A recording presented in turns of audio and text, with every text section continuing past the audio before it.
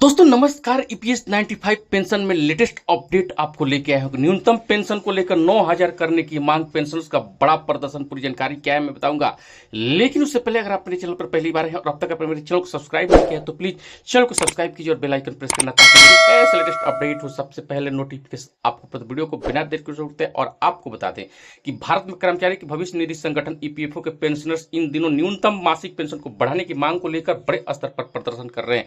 वर्तमान में ईपीएस 95 कर्मचारी पेंशन योजना 1995 के तहत न्यूनतम पेंशन 1,000 रुपया है, जो कि 2014 से अब तक नहीं बदली गई है। पेंशन का कहना है कि यह राशि उनके बुनियादी जीवन यापन की शुरुआत जरूरतों को पूरा करने के लिए बिल्कुल भी पर्याप्त नहीं है। खासकर महंगाई और व्यवस्था स्वास्थ्य खर्चों को बढ़ते दबाव को बीच में देश भर में जो है आपको नासिक, चेन्नई जैसे कई शहरों में बड़े पैमाने पर प्रदर्शन हो रहे हैं। पेंशनर्स 9,000 मासिक न्यूनतम पेंशन की मांग कर रहे हैं और इसके साथ ही महंगाई तथा डेयरनेस अलाउंस का मुफ्त चिकित्सा सेवाएं और सरकारी कल्याण योजनाओं में शामिल किए जाने जैसी सुविधाओं को भी मांग कर रहे हैं। इस वीडियो के माध्यम से हम इस मुद्दे की पूरी जानकारी देंगे और समझेंगे कि क्या मांग जरूरी है और इसका प्रभाव क्या हो सकता है।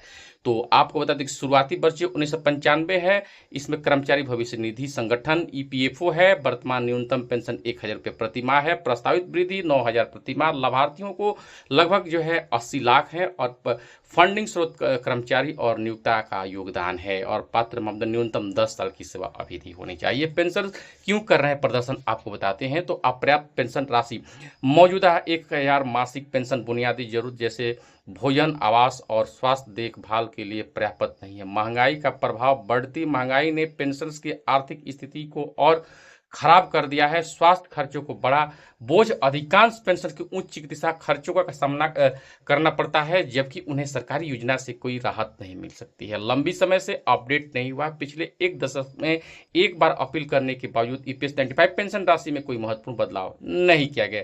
मुख्य मांगे हैं न्यूनतम पेंशन को 9,000 प्रति माह किया जाए, महंगाई भत्ता डीएर प्रदान किया जाए और मुफ्त सरकारी चिकित्सा सेवाएं उपलब्ध कराई जाए। और आपको बता दें भारत भर में प्रदर्शन, नासिक में प्रदर्शन 18 मार्च 2025 को नासिक के सटरपुर क्षेत्र में ईपीएफओ कार्यालय के बाहर हजारों पेंशनर्स प्रदर्शन किया। नासिक जिला ईपीएफओ पेंशनर्स फेडरेशन के संस्थापक अध्यक्ष राजू देसवेल के नेतृत्व प्रदर्शनकारियों ने अपनी मासिक पेंशन को तुरंत 9,000 तक बढ़ाने की मांग। इस प्रदर्शन ने उन रिटायर्ड कर्मचारियों को दुर्दशा उजागर की जो वित्तीय असुरक्षा का सामना कर रहे हैं। और हम आपको बता दें कि चेन्नई में आंदोलन, चेन्नई में ईपीएफ पेंशनर को वेलफेयर एसोसिएशन ने केंद्रीय मंत्री मनसुख मंडाविया को एक पत्र सौंपा, जिसमें न्यूनतम पेंशन वृद्धि की मांग की उन्हें ईपीएस 95 के तहत निजी क्षेत्र के रिटायर्ड कर्मचारी और यूनिफाइड पेंशन स्कीम यूपीएस के तहत सरकारी कर्मचारियों को मिलने वाले उच्च पेंशन को बीच में असमानता पर जोर दिया। सरकार की प्रतिक्रिया, श्रम मंत्रालय न्यूनतम पेंशन 2,000 प्रति माह तक दोगुना करने का प्रस्ताव दिया था।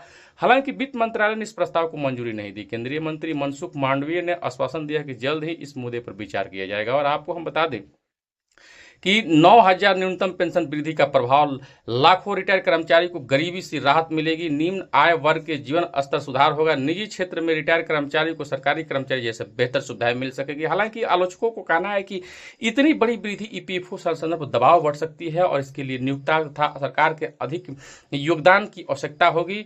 तो हम आपको बता दें कि सरकार ने जो है आपको एक तरह से निष्कर्ष बताएंगे कि ईपीएस 95 योजना के तहत न्यूनतम मासिक पेंशन को 1,000 से बढ़ाकर 9,000 करने की मांग उन रिटायर कर्मचारियों को वित्तीय सुरक्षा सुनिश्चित करने का प्रयास है, जिन्होंने अपने कार्यकाल में देश के अर्थव्यवस्था में महत्वपूर्ण योगदान दिया। हालांकि प्रदर्शन जारी, अभी भी स्पष्ट नहीं कि सरकार इन बदलावों को कब तक लागू करेगी।